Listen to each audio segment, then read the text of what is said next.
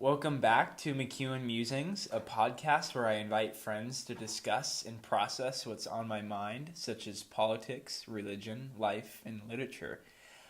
Today, my friend joining me is actually my wife. Can you say hi, Carla? Hello. Hey, Carla, can you tell us a little bit about yourself? I'm Jake's wife. I graduated from Cal Poly with a business degree in the spring of 2018. And now I work for Crew, and I have a dog. That's We have awesome. a dog. What's your Enneagram number? I'm a 2, 3, and 7, pretty much equally, which is really confusing. I say I'm still on a journey, so I'll keep you updated. Okay, that's awesome. Sweet. So you said you're a business major. What has been your exposure to literary studies? Well, in college, I definitely took a handful of literature classes. Can't say they were my favorite, but I definitely grew to appreciate the art of literature more through those classes. So not a whole lot of exposure, but I did read. Okay. And I still do read. Are you reading a book right now? No. No? I did just read the Magnolia story by Chip and Joanna Gaines. Okay. I will say that's a hot How read. long ago did you read it? A year and a half ago. Okay. I did also read a book about dogs going to heaven about a week ago, so. It's okay. Everyone has different levels. Yeah. Okay, well, I just have a quick question. So when I say Walt Whitman, what do you think of? I think of poetry. This may be incorrect, but I think of like outdoorsy man and like rivers. Rivers. Okay. Yeah. Well, that's funny because he actually has a poem about rivers. So, Maybe. but anyways, so Walt Whitman was an American poet, publishing work around the time of the American Civil War. I mean, he was publishing before and after that, but that's generally how people know or just relate something to him. He published a majority of his work in a book called Leaves of Grass, which he would update every few years as new editions. How many editions exactly? Well, that's a good question. There's actually a disagreement on this, but generally it's accepted that there are 6 editions. Whitman did publish a final edition in 1892, but scholars refer to it as an impression rather than an edition, since it didn't contain any new significant material. That's interesting. Yeah, I know. And the last Leaves of Grass is often referred to as Whitman's deathbed edition, as he died shortly after publishing. Kind of macabre, but it fits. Whitman was also a pretty revolutionary poet for his time in terms of style and content. He would often create these long, like pages long lists of poetry that would feature different people, images, and sometimes different religions. Why would he do that? Well, one of his goals was to capture a truly democratic spirit in his work that would be distinctly American. By representing different ethnicities, nationalities, and socioeconomic positions, Whitman would, in effect, capture humanity as such. He would also put the lowest with the highest, such as when he places a prostitute and the president in succession of one another in one of his lists. It was his belief that America would eventually become what his poetry was setting out to do. That's really interesting. I know, but that's only scratching the surface of Whitman. There's honestly so much we could talk about. I mean, we could talk about the fact that Whitman's pansexuality, his astro projections, how he continually addresses the reader. All right. But what are we going to talk about today? Well, today I want to stick with something specific, something that really stuck out to me when I was reading Whitman's 1867 edition of Leaves of Grass. From your memory, can you recall what occurred in the 1860s? Was it the Civil War? No. Yes. Oh, no, okay, it was. okay. Yeah, no, that's right. It's Yeah, it's the American Civil War. I actually just tried to figure that one out. Good job. Yeah. So it's the American Civil War. And what do you remember from learning about the war? I remember that there was the North and the South that fought against each other, and there was like brothers fighting brothers essentially, and it was gnarly. Yeah, that last part, gnarly. It was an extremely violent and bloody conflict, which caused the death of 620,000 soldiers, a lot. and it somewhat shattered, or at the very least darkened, the hopeful and visionary Walt Whitman. In his 1867 edition, published after the war, his poetry becomes more focused on death and the war itself. Whitman actually spent a lot of time involved in the conflict, not as a soldier though, but as a nurse and comforter to injured and dying soldiers. It's estimated that Whitman directly interacted with 100,000 soldiers during his hospital visits. He would help dress wounds when he could, but for the most part, he spent time comforting soldiers by bringing them treats, reading them poetry, and simply conversing with them. So even though he wasn't involved in the fighting, Whitman had a pretty intimate experience of the conflict. So given that this is a person who witnessed the brutality and consequences of war, what do you think his position towards the war in general would be? Well, I think from the sounds of it, he seems more of like the, what's the name of the preacher that goes along with you on your battalion? They have like a chaplain. A chaplain. Yeah. He seems to me like the chaplain type. So I feel like he probably has a pretty gruesome view of war, but at the same time, I'm sure him reading poetry and bringing happiness to people maybe gave him a positive light. Mm-hmm. So see it through. So do you think he would be against the war, like against war in general, or? I don't know. It seems like he kind of chose to go to war. I feel like someone who's totally against war would protest it peacefully with like picket signs rather than like, it seems like he was pretty involved in it. So maybe he supported what the soldiers were doing, but I don't know. It could have gone both ways, I guess. That's a really nuanced response. Thank you. I don't know what it means.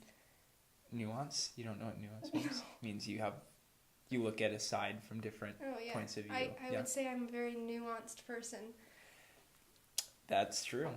I would agree. Okay, so we could kind of assume that such an experience in the war would cause someone to become jaded towards warfare, right? Or maybe even like, for most people, maybe anti-war, or at least critical of it. Right. Yeah. So I really quickly want to read out loud a short excerpt from one of Whitman's poems called The Wound Dresser. It'll kind of give us an idea of Whitman's posture towards the war. Yes. Bearing the bandages, water and sponge, straight and swift to my wounded I go, where they lie on the ground after the battle brought in, where the priceless blood reddens the grass, the ground, or to the rows of the hospital tent, or under the roofed hospital, to the long rows of cots up and down each side I return. To each and all, one after another, I draw near, not one do I miss. An attendant follows, holding a tray. He carries a refuse pail, soon to be filled with clotted rags and blood, emptied and filled again. I onward go, I stop, with hinged knees and steady hand, to dress wounds. I am firm with each, the pangs are sharp, yet unavoidable. One turns to me, his appealing eyes. Poor boy, I never knew you. Yet I think I could not refuse this moment to die for you, if that would save you. On I go, open doors of time, open hospital door. The crushed head I dress, poor crazed hand, tear not the bandage away. The neck of the cavalryman with a bullet through and through I examine. Hard the breathing rattles, quite glazed already the eye, yet life struggles hard. Come, sweet death, be persuaded, O beautiful death, and mercy come quick. From the stump of the arm, the amputated hand, I undo the clotted lint, remove the slough, wash off the matter and blood.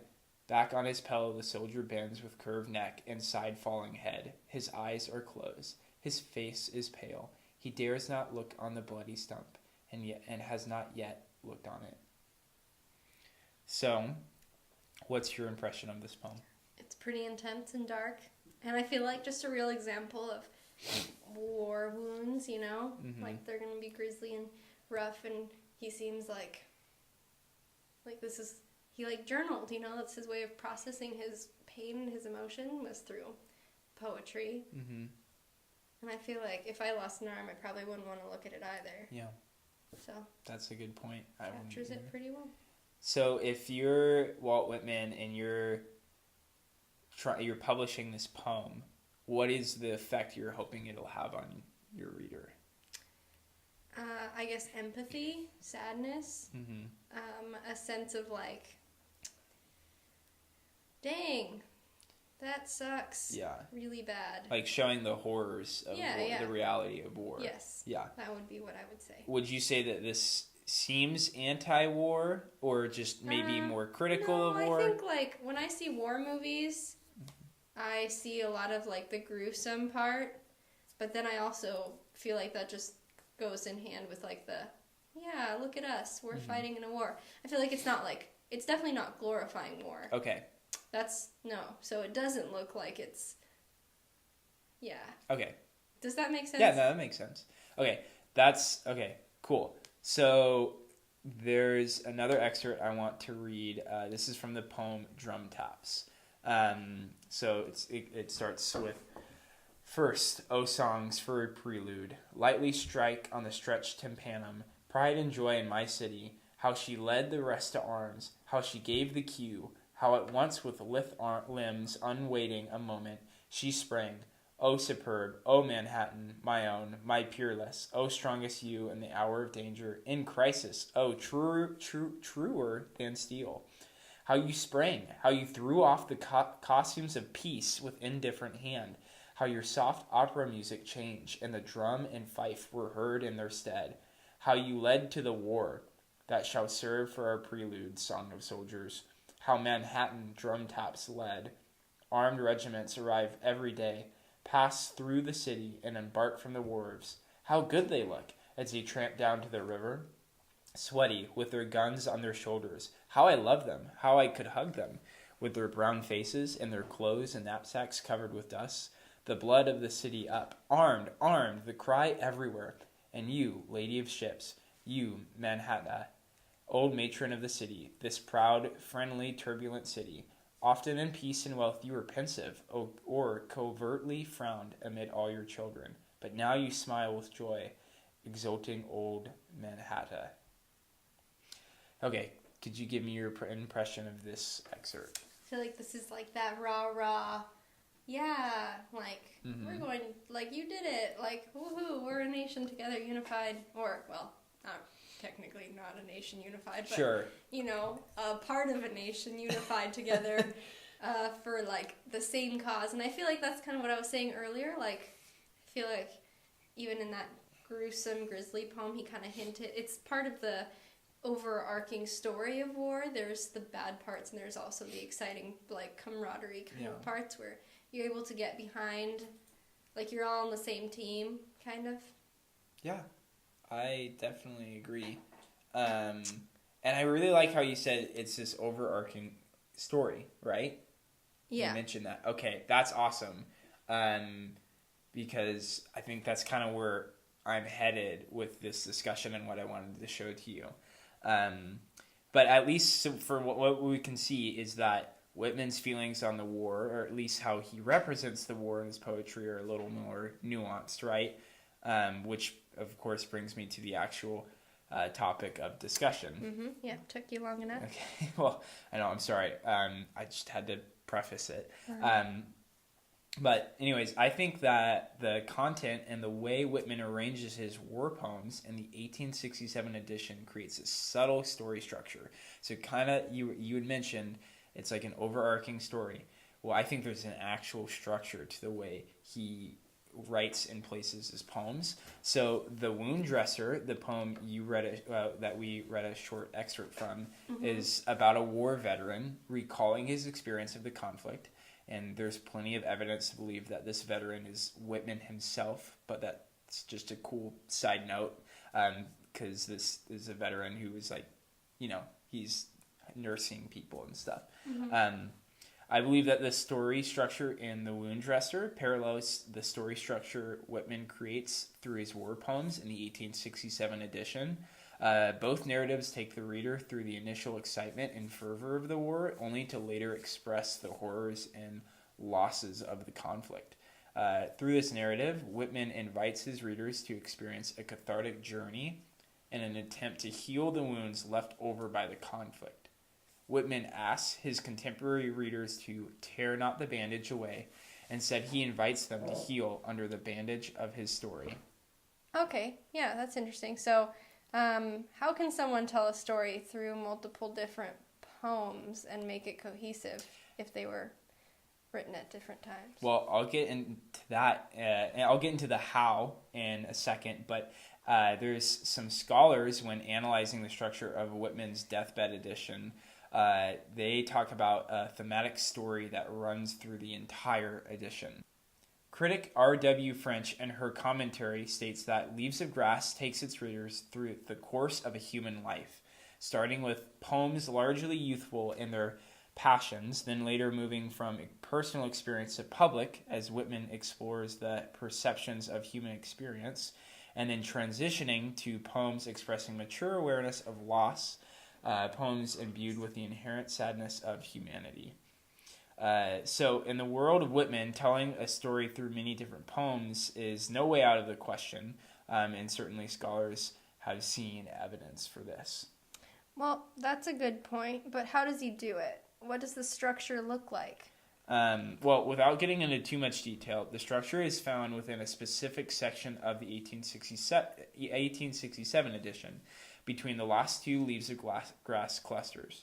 The story starts with a preface, the short poem called Now Lift Me Close, and ends with an author's endnote in the poem, To the Leavened Soil They Trod. The war poems in between these two works create a traditional plot structure. Are you familiar with the traditional plot structure? Is it the one that goes like rising exposition? Yeah. Rising action, Okay. climax, falling action, denouement. I remember that from 5th grade. We did the chart. Wow, that's a really good memory. But we definitely went over to get in college, so. Anyways, I do have a great memory. Yeah. I'm pretty cool. You do. Yeah, you're super cool. Okay, right. So all of those elements are present in Whitman's war narrative. Would it be cool to look at some of the key plot points that make up the story structure? Sure. Okay, great. Well, first, I want us to check out the poem I mentioned earlier, Now Lift Me Close, which functions as the story's preface. It reads, what you are holding is in reality no book, nor part of a book. It is a man, flushed and full-blooded. It is I, so long. We must separate a while. Here, take from my lips this kiss, whoever you are. I give it especially to you. So long, and I hope we shall meet again. So what are your thoughts on this guy? Well, he seems very personally attached to his work. Okay. And he's kind of using his writings as like a ode to his readers. Okay. Not gonna lie, originally I was imagining like him turning into a book, into a person and kissing someone. But yeah, I think he really seems like he wants readers to be personally invested in his work. That's my initial. Yeah, that's a good thought. Okay. Well, first I want to look at how Whitman is addressing us, the reader, when he states, what you are holding is in reality no book. The book referring to the Leaves of Grass. Mm-hmm. Second, we see that Whitman is himself the very book or poems that we are reading from. And third, Whitman tells us that he's leaving. He says we must separate a while. So where is he going? What does he mean by this? Well, Whitman is announcing his departure as the subject or the soul of his poems, but only for a while. This is not a permanent departure. What comes in Whitman's place is the war. He's letting his reader know that his poetry is about to embark upon a new project, to tell a new story, and hopefully we will survive to meet again. Okay, I can see that. So what happens next in the story? Okay, well, next we get this really interesting poem called Drum Taps, which you read a little bit from, and it serves as the story's introduction. And as we read earlier, the poem actually announces itself as a prelude, which, as the poem says, lightly strikes on the stretched tympanum and led the rest to arms. So basically, the poem itself is the prelude of war. It actually describes the excitement and rush that mark the beginning of the war as a shock electric, till with ominous hum, our hive at daybreak poured out its myriads. And roused by the prelude of war, the people of the city abandoned their posts in the short catalog section of the poem. So he's basically, in the poem, as we read, he's talking about armed soldiers moving through the city, and he's expressing this deep sense of love and respect for them. The poem is also kind of like this musical invitation that invites readers to join this prelude and the coming conflict, which will be expressed in the following poems. So after the drum taps, we have some rising action in the poem, Cavalry Crossing a Ford, where the speaker depicts soldiers crossing a river, quite literally detailing rising action as they are moving towards the action of the battle. And by the Bouviac's fitful flame, the poem depicts a soldier not in combat, but waiting out the night as a sentry. These poems don't provide images of conflict. Instead, they give us this sense of anticipation of the coming conflict. All right, well, that's really interesting. Is there a poem that kind of explains the direct conflict or going directly into the conflict? Yes, there totally is. And so, yeah, this is the climax. It's in the poem called Beat, Beat Drums, and it's basically the climax of the story. So you know how I said drum taps is kind of like a musical prelude, right? Yeah, I was thinking drums sounds familiar. Yeah. Well, this poem is crazy because most of it is in iambic pentameter, which creates a marching sound. Do you want to read it together? Yeah.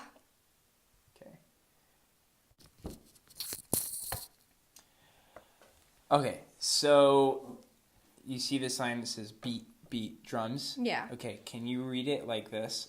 Beat, beat, drums. Okay, go ahead and try it. Beat, beat, drums. Okay. You see, and then I'll read blow, bugles, blow. Blow, bugles, blow. Blow, bugles, blow. Okay. Beat, beat, drums. Blow, bugles, blow. Okay, we'll read it at the same time. Yeah, it's kind of confusing. Okay. Beat, blow, beat, blow, drums. bugles, blow. Blow, beat, bugles, beat, blow. drums. Blow, Sorry, bugles, hold blow. on. I don't know what I was expecting when I signed up for this. It's okay. It's okay. This was not. You're okay. Hold on. Hold on. You start it. Beat, beat, drums. Beat, beat, drums. Beat, Blow, beat, bugles, drums. blow. Blow, Beat, bugles, beat, drums. blow. Blow, Beat, bugles, drums. blow. Blow, Beat, bugles, drums. blow. Through the Beat, windows, beat, through the drums. doors, Beat, burst like a beat, force of drums. ruthless men, Beat, enter the beat, solemn drums. church, and scatter the Beat, congregation. beat, drums. Enter the school where the Beat, scholar beat, is studying. drums. Leave not the bridegroom Beat, quiet. beat, drums. No happiness must Beat, he beat, have now with his drums. bride, Beat, nor the beat, peaceful farmer any drums. peace, plowing Beat, his field or beat, gathering his drums. grain. Beat, So fierce beat, you whir and drums. pound, Beat, you drums, so beat, shrill drums. you bugles Beat, blow. beat, drums. Blow, Beat, bugles, beat, blow. drums. Blow, Beat, beat, bugles, drums. blow. Okay, great. Oh God, that took way too much mental concentration. Well, you did really good. Thanks. So, thank you. Okay. That's perfect. Wow.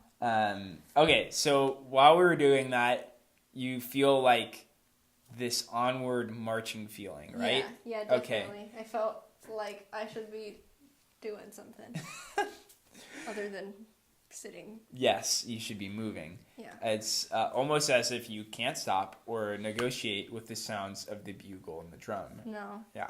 So there's so much energy in this thing, and it evokes the climatic and violent climax. And immediately after... Oh, wait, that was a weird reading. There's so much energy in this poem, and it totally evokes this climatic and violent climax, like we're just headed right towards it and we can't escape. And so that really, for me, I think that serves as the climax of the story. And what follows, this is what's so interesting, what follows immediately after, we get this taste of the falling action, of the consequences of the violence and destruction of war. Immediately after Beat Beat Drums, we get this gut-wrenching story in the poem, Come Up from the Fields, Father, where a family receives the news that their son has been injured by a gunshot wound in the breast and has been taken to hospital. Although the letter describes that the son is injured, the poem speaker states that the son is dead already. The last stanza of the poem follows the mother's descent into grief and depression. It's pretty powerful. I'll read it really quick. She, with thin form, presently dressed in black, by day her meals untouched, then at night fitfully sleeping, often waking, in the midnight waking, weeping, longing with one deep longing, oh, that she might withdraw unnoticed, silent from life, escape and withdraw, to follow, to seek, to be with her dead son. So, yeah. So basically, like, if you imagine this cinematically, beat drums is like, you see this group of soldiers like marching into the fray, into the conflict, and then maybe right as they get into it, the screen goes black, and then when the screen comes up again, we get this peaceful image of a farm, but it's interrupted by this letter that they receive, which details the death of their son. So that's kind of, I think, that's the way I like to think of it cinematically, and I think Whitman really put these poems together on purpose. Do you have any thoughts about that? Yeah, I think what comes to mind originally is that, Medal of Honor series on Netflix about soldiers who earned the Medal of Honor, and one of them, the Italian Jewish guy, he died and his mom never fully recovered from it. So I think that's the imagery that comes to mind. He had this very valiant, time of heroicism, but then he ended up dying, and I think it's that reality that comes with war. You get hyped, the adrenaline, but then at the end of the day, sometimes all you're left with is a letter saying that you got shot. Yeah. Okay. So there's another pretty dismal story in the poem Vigil, Stranger Kept on the Field One Night, which concerns a soldier witnessing his comrade dying in battle. The soldier, who is the speaker, keeps a vigil wondrous and sweet there in the fragrant silent night until the dawn appeared. Most of the poem is literally the soldier sitting with his dead friend until the morning, which kind of forces the reader to sit with death, to acknowledge and to feel it.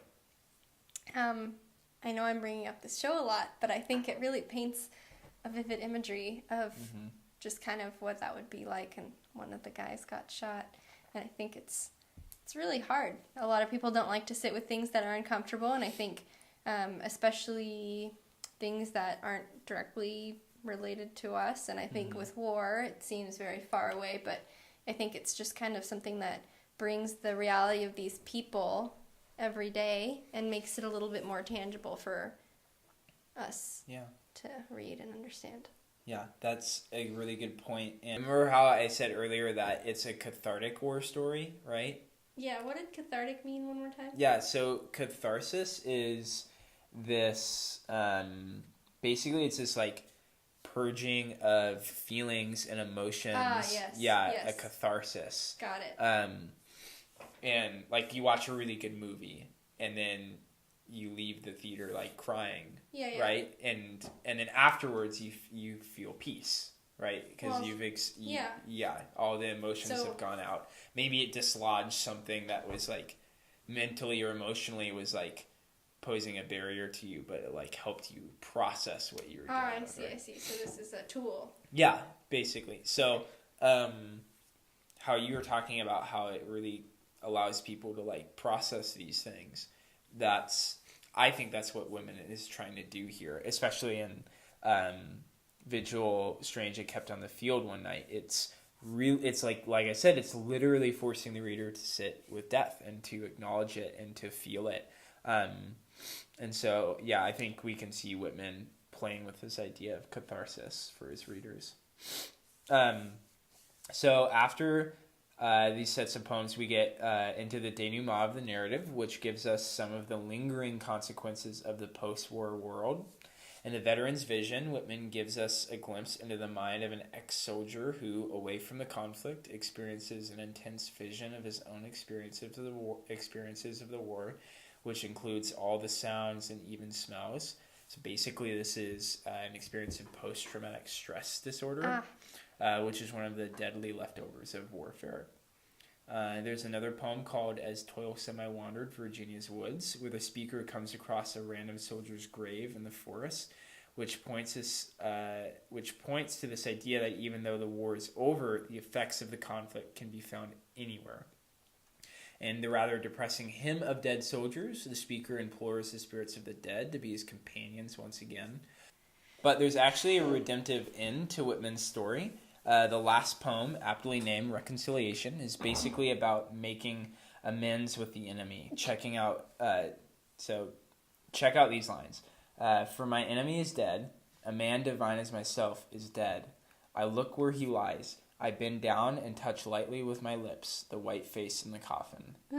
So Whitman's entire story functions as this cathartic retelling of the war, which ends with a chance for the reader to build a bridge of reconciliation with the enemy.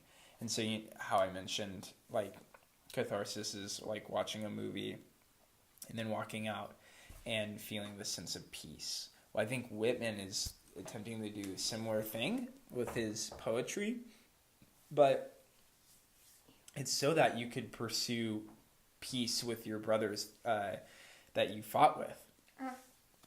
Fought against even. And so basically Whitman's story functions like exposure therapy, giving soldiers and the common man the experience of closure and spiritual renewal.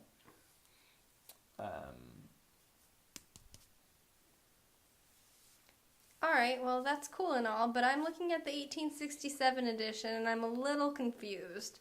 There's a lot more poems here that you didn't mention. A lot. Yeah. So as we're looking at the edition online in the archive, we can see that, there's a lot of other poems that come in between the ones that I mentioned. Do these fit in like pieces of a puzzle or? Okay, so some of the poems are very clearly not about war, and they resemble a lot of Whitman's other work. But there's also a series of poems which I call peacetime poems, and it's really interesting.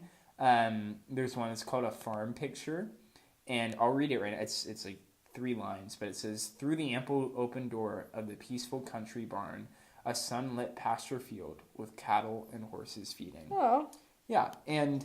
Oh, Captain, my Captain. Yeah, Oh, Captain, my Captain. I know that one. Yeah, so there's a lot of different poems, but these peacetime poems, there's about 3 of them. They're really interesting because they're completely different than the war story he's telling. And that's where I think the whole point of catharsis comes full circle, is that when you're reliving memories, you're reliving an experience, oftentimes it's mixed in with other things, right? It's disjointed. The story is, in a sense, kind of going all over the place, right? Because it's personal and it belongs to you, and people are made up of many different stories. And so all of their stories interweave into one another. And so what we see here is this kind of like cathartic storytelling, where we have a narrative that is running through it all about the war, but in between we have these different images of life, different images of experiencing different seasons of life, whether that's war or peace. And so when I was thinking about these different stories being told within Whitman's war narrative, it got me thinking of Hemingway, who would often write what was called intercalary chapters within his narrative that told kind of like a B story. Like you have your A story and then you have a B story. Right, like a different narrative on the same timeline. Yeah, exactly. And so if Whitman's A story is the war narrative, then his B story is the peacetime poems, or some of his other works in here. I see. Yeah. So it's not following the same arc plot. Totally. But it's still, painting a picture. Yeah, and the reason they're in there is because it captures the spirit of catharsis, the spirit of reliving and remembering this time as anyone would normally do. And I think that's what makes this story so interesting, is that it really lets the reader inhabit this space where they can, if they were in the war or they suffered a lot of the consequences of it, this story, this narrative, and the way it's told really allows them to begin to process it, to heal from it, and to seek reconciliation. And I think that's Whitman's I think that's one of Whitman's reasons for doing this, is that he wants the country to heal. He wants it to come together and to be united once again. And so I think with this poem, this narrative, that's exactly what he's doing. Nice. Wow. Yeah. I feel like I've definitely learned a lot. Yeah, I'm glad. More than I was signing up for on a Tuesday night. Well, thank you for joining me, Carla. Of course. This has been fun. Yeah. I can't escape you. Do you think you'll read more Whitman now? I actually might. I'm curious. I had no idea. I mean, I didn't know he wrote "Oh Captain, My Captain." That's obviously famous, and I'm intrigued to learn more. So perhaps I will. Poems I like because they're short. He writes some short poems, but he also writes some long ones. That's okay. I can, it averages out. Mm-hmm. Well, great. Thank you for joining me, Carla. It was a pleasure. And this is Jake signing off of McEwen Musings.